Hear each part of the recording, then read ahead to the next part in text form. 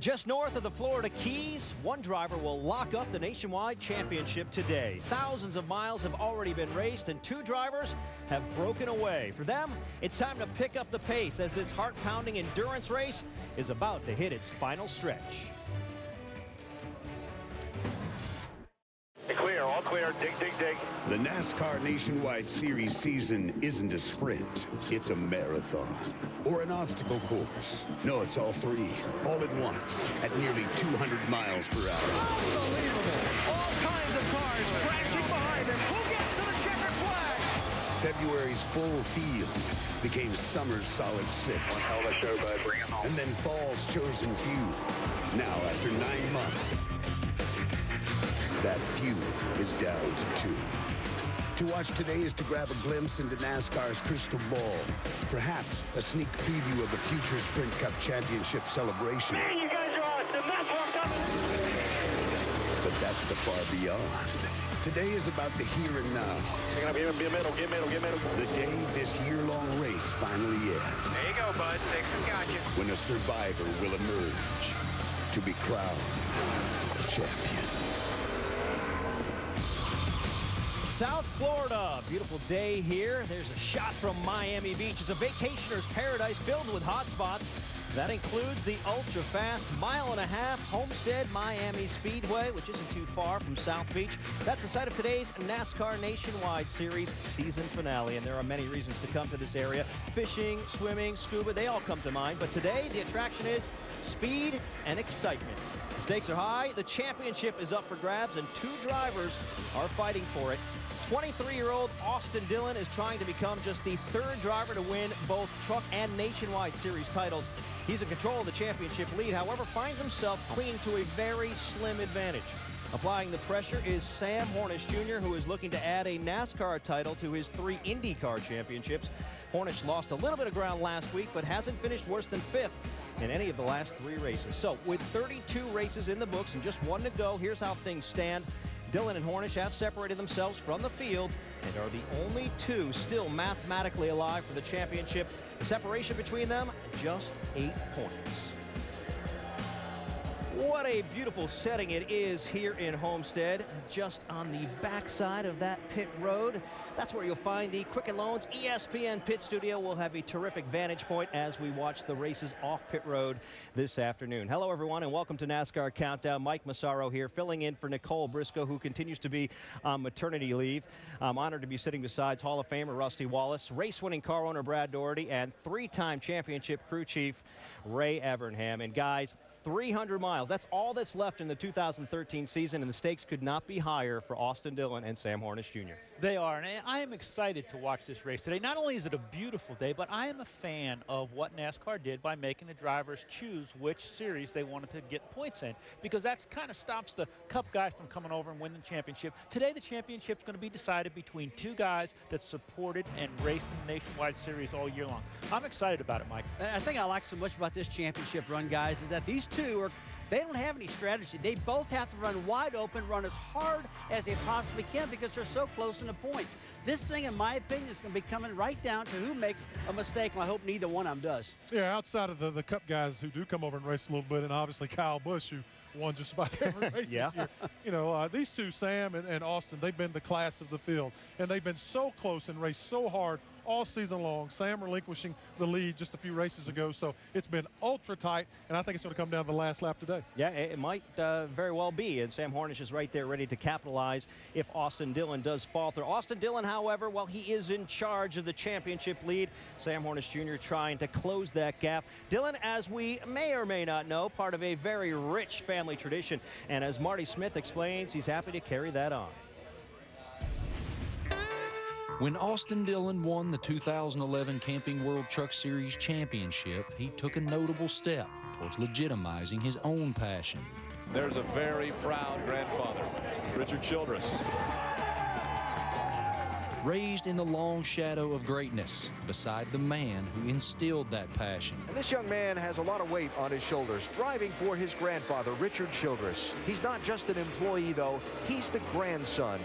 Dillon is cut square from the same unique cloth his grandfather is cut from. A different kind. Toughness, confidence, family first. always. And then there's the desire to dominate in racing. His grandfather has won 13 championships as an owner. And on this Saturday afternoon, Dillon looks to further etch his place in the rich history of the family legacy. Now standing with points leader Austin Dillon and car owner and grandfather Richard Childress. And Austin, no one in your family or team knows more about winning championships than this guy, your legendary grandfather. So what kind of advice has he offered you that'll help you win this title today? You know, we keep up with what we've done all year long. Stay consistent. You know, our team has done a great job of doing that. And, you know, our own worst enemy is ourselves. We feel like we've got our heads on straight. We've done a great job leading up to this to get this points lead. You know, it was a big gap there early on, and we were able to cut it and take the lead and be where we're at right now at Homestead. So I'm looking forward to tonight. We'll go out there and have some fun. Richard, I know you'll have the radios on, listening to every single word that's being discussed as you walk up and down and pace like you typically do. How much of your role today will be Richard Childress, car owner, versus Richard Childress, grandfather? Well, I try to separate the both, and it's tough to do, but I separate it and usually just tell him what's the best for him on the racetrack. If it's something I see it'll help, and I tell you, I'm proud of them, the way they've handled this deal, coming into the championship run here, and being there to race for a championship is huge, especially at this point in his career. You know, beyond Austin, how much would it mean for you to see that black number 3 car pull up once again in front of a championship stage today? I mean, it'd be great. It'd be really super great. When he pulled that 3 truck in here and won the championship, it was wonderful. And if we could pull it off tonight, and we're going to give it everything we got, it'll still be some great memories. Hey, good luck to you guys. It was 19 years ago that Richard Childress' driver and best friend Dale Earnhardt Sr. pulled up in front of a championship stage, and maybe some of that Earnhardt karma will return tonight. Thank you, Doc, and certainly there's a lot of folks out there who would love to see the 3 with a championship once again. And gentlemen, let's not forget Austin Dillon. He's just 23 years old. His point lead isn't all that substantial, yet he's got a hungry and determined Sam Hornish Jr. breathing down his throat. What do you think this is like for Dillon right now? Well, Mike, it's very important for him. And don't underestimate the importance of that number 3 they just talked about. That's a really important deal to Richard Childress Racing. But back to Austin Dillon, this kid's got a truck championship under his belt in 2011. If he wins this NASCAR Nationwide Series event, this will be such a big stepping stone for him moving into Cup next year. You know, I watch him week in and week out. He drives like a veteran. Very seldom does he make a mistake. So this win, if he does get it, would be so big. And don't forget one thing. We talked about how important Richard Childress Racing is to this young guy. They know how to win championships, that organization. They prepare incredible cars and trucks. So if he wins this thing, they would have earned it. Yeah, this is an incredible opportunity for Austin Dillon as far as building credibility in his career. You know, we've seen him do such a great job in the Truck Series, win that championship. If he wins this championship this evening, as he moves on into that Cup Series next year, it lends even more credence to the fact that this young man is for real. He has earned his way into this position, and it just continues to build that legacy of champions that Richard Childress has already surrounded himself with. Well, we keep talking about this young man and talking about him like he doesn't have a lot of experience, and he doesn't when it comes to NASCAR, but this kid has been in race cars basically all his life, from go-karts to legend cars to dirt cars on up. He's won them all. And the other thing that is the intangible is the fact that he's been raised in a championship family, and you're just not around people like Richard Childress and Dale Earnhardt and the people at RCR without having that get instilled in you. It almost becomes intuitive. He knows things that he doesn't even know why he knows them. He just knows them, and it comes from growing up in that environment. And as he continues to race at this level, he's sure to build some rivalries as his career progresses. You know where there's some rivalries right now? College football. Right. But in college football, hey, Pac-12 rivals collide on Saturday Night Football as Tyler Gaffney and the number 4 Cardinal roll into the Coliseum with their sights on a BCS game following their big win over Oregon last week. They face Javorius Allen and the surging Trojans, who have won 4 of 5 since Ed Orzoran took over as coach. Saturday Night Football presented by Windows. Stanford versus USC tonight, 8 Eastern on ABC. Still ahead, Sam Hornish has Austin Dillon in his sights, but can he catch him? Hear what Hornish has to say as he tries to join a very short list of drivers who've won both IndyCar and NASCAR titles. I want me one of them cowboy hats. I want to be a cowboy. Like Dillon? That's a big hat. I want to be a cowboy. Welcome back to NASCAR Countdown, everyone. A beautiful sight, the Miami Seaquarium, not too far from where we are right now, which is the Homestead Miami Speedway, where in just a matter of hours, the Nationwide Series Championship will be decided. Sam Hornish Jr. certainly hopes things go his way, and the weekend's already gotten off to a pretty good start for him. He is on the pole, without question. Hornish has paid his dues since transitioning from IndyCar to NASCAR, and as Vince Welch explains, Hornish hopes today all that hard work will finally be validated. In 2003, Sam Hornish Jr. was a winner, a two-time IndyCar champion with Panther Racing. Life was exactly how he'd imagined it could be, though his mind's eye had always painted the picture in Penske colors. Back when I was about 11 or 12 years old and I just started racing go-karts, I had a dream that I was washing trucks and Roger pulls up in this like gigantic RV with Rick Mears, and you know, Roger wanted me to drive for him. I remember waking up, I'm like, yeah, right, like that's ever gonna happen. Here's the finish. Sam Hornish Jr. makes the pass. He'll win it. Sam Hornish Jr. has won the 90th Indianapolis 500. When I got the opportunity to sign up with Roger Penske, it was really, literally a dream come true. I found myself, you know, almost 8 years into an IndyCar career and had won 3 championships and the Indianapolis 500, and decided that it was time for me to try to expand and make myself better. That expansion took place all at once. In 2007, Hornish raced IndyCar, Nationwide, and Cup. When I look back, one of the things that maybe we did wrong was put him right into the Cup before we had him into the Nationwide. My regrets are probably the same as Roger's, but I would have taken 2007 and spent that whole year running a full Nationwide season along with some Cup races, because I was so busy running back and forth from one car to the next that it was so hard to focus on one thing. This year, finally, that focus has arrived. And with it, the old winning Hornish has returned. He's starting to show his mettle a little bit more in stock cars these days. I think his success this year shows that he's matured as a stock car driver, and the goal for us, obviously, is to win this championship. It's a real accomplishment. For the second time in his NASCAR Nationwide Series career, Sam Hornish Jr. is going to victory lane. To see him with the successes that he's had here in the last year or two at the nationwide level, there's a different confidence with him. Anytime that you have an opportunity to win a championship, it's great, because it means that not only have you been fast on single days, but it means that you've been fast throughout the whole year.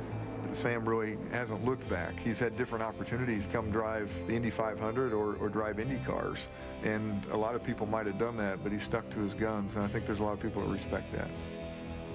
A championship might bring respect. Some say it would bring redemption. But what he needs it to bring is a ride, something he's currently without next season. The word redemption means to me getting the opportunity to follow through with the things that you know you can do. And even if I win the championship this year, it's not redemption, because it's not achieving the goal that I feel in my heart that I'm capable of doing. I would say the added pressure is not knowing what I got to do for a job. That's the hard part, because there's a lot of people wanting to know, you know, what are you going to do next year? What's your plans? And I have to answer all those questions outside the race car. The race car is actually the most calm spot for me right now. A championship may not change my career at all. If it doesn't allow me to better myself and to at least run full-time in the Nationwide Series next year, I'm not sure what it's good for, other than to just be really ecstatic about it and happy. My goal is to get back up to the Sprint Cup Series and to make the chase. I feel like, given the right opportunities, I'm a chase caliber driver. And a championship caliber driver in the NASCAR Nationwide Series, that's for sure. Sam Hornish Jr., a 3-time IndyCar Series champion, going for his first NASCAR title here today.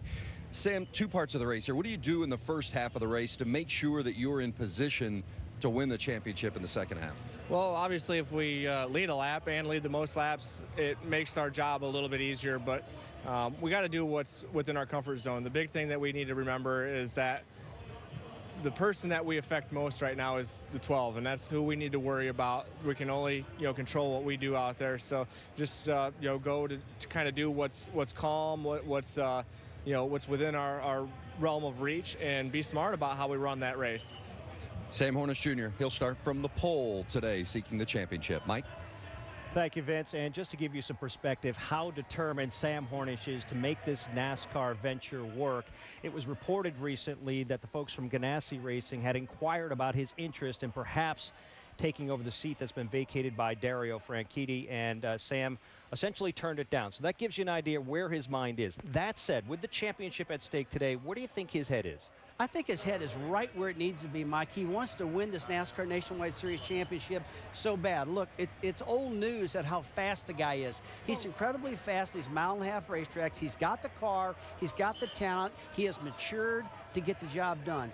In fact, this guy wants this title so bad. I got a feeling that all three of those IndyCar championships that he's had in the past, he'd rather win this NASCAR Nationwide Series championship, and that would be much, much more important to him. And, you know, guys, last week I talked to Roger Penske, and Roger told me, he said, Rusty, I want Sam to come back and drive my car next year. We just got to find a sponsorship. And I got to believe if they win this title, they just might find one.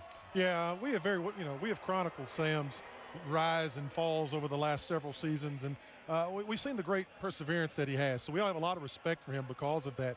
You know, I think all eyes are on Sam today, though. I think he really needs to win this race, win this championship, because it gives him, going into the offseason, a great shot in the arm. And with the confidence that he has right now because of what he's accomplished, I think it puts him in great position to get back to the Cup Series where he ultimately wants to be. I agree. I mean, he's a great driver, right? He has won the Indy 500 in the biggest arena of motorsports, right? But that confidence, Brad, sometimes I think that's what gets Sam in trouble, because he gets that car into position that it just doesn't work. Hopefully he's got a handle on that. If he wants to win this championship, he needs to give that car its head, not put it in position where it's all or nothing. And I think that it's that driving confidence that gets Sam in trouble sometimes. Great point. Unfortunately, though, the reality is there are questions still about Sam Hornish's future in this series. He's not the only one where there are question marks. As we learned earlier this week, 22-year-old Trevor Bayne has been diagnosed with multiple sclerosis. He has, however, been cleared by his doctors and NASCAR to continue racing. Our doctor, Jerry Punch, meanwhile, sat down with Bayne to discuss his future. Trevor Bayne, he's out in front, and age 20, he's going to win the 53rd Daytona 500. Am I dreaming right now? The doctor comes in and says, okay, Trevor, you do have multiple sclerosis. What was your response? I think my response is probably what most people's are. What is MS? You know, what does that mean for me? At first, you're like, whoa, that sounds like a big deal. How do you physically feel right now? 100%. I haven't felt better. MS is kind of what you make it and what your body decides it's going to be. Obviously, it can affect any part of you, but to me, I haven't had any symptoms. So to me, at this point, it means that I go on with a normal life and keep digging until I'm told something else. Trevor Bayne will win his first career Nationwide Series race. What concerns do you have being in the race car, knowing now that you have MS? How can we make the cars faster? I mean, I think my concerns stay the same as always. How can we go win races? This doesn't make me who I am. It doesn't control me. There may be a time and a place when it's different, but as of right now, I'm going out at full force, and I'm going to drive race cars and keep doing the things I love to do. I want people to see that, you know, you can have tough things in your life and you can go on strong. You can let them be there, but not let them have a huge impact on your life. And you can be positive about it, and you can rely on God to strengthen you to get through things. How's that for a wedding present? Oh, baby! I want to be a championship race car driver, and I've wanted to be since I was 5 years old. So for me, the goal is exactly the same as it's always been.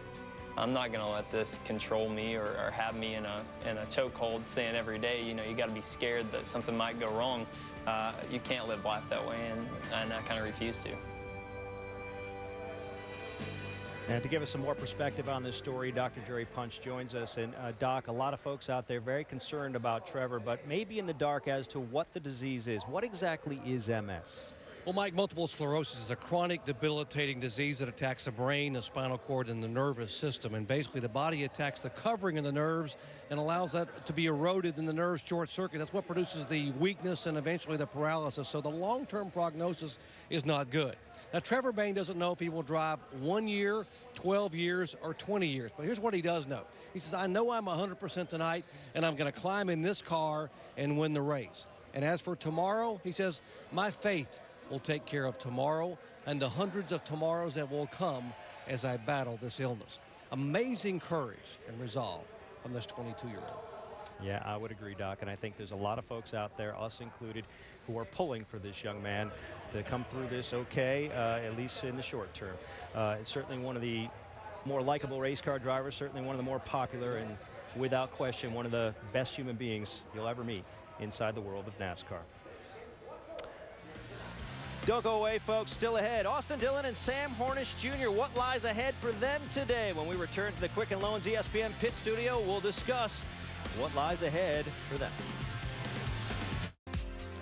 Welcome back to the Homestead Miami Speedway. 300 miles, that's what's left in the NASCAR Nationwide Series season in the Ford EcoBoost 300 this afternoon. Tomorrow, though, that is the big story this weekend as the Sprint Cup Series champion will be crowned. Jimmy Johnson looking for title number 6, but Matt Kenseth looking to pull off one of the biggest upsets in season finale history. He's down 28 points. Kevin Harvick also hoping to be part of the Cinderella upset.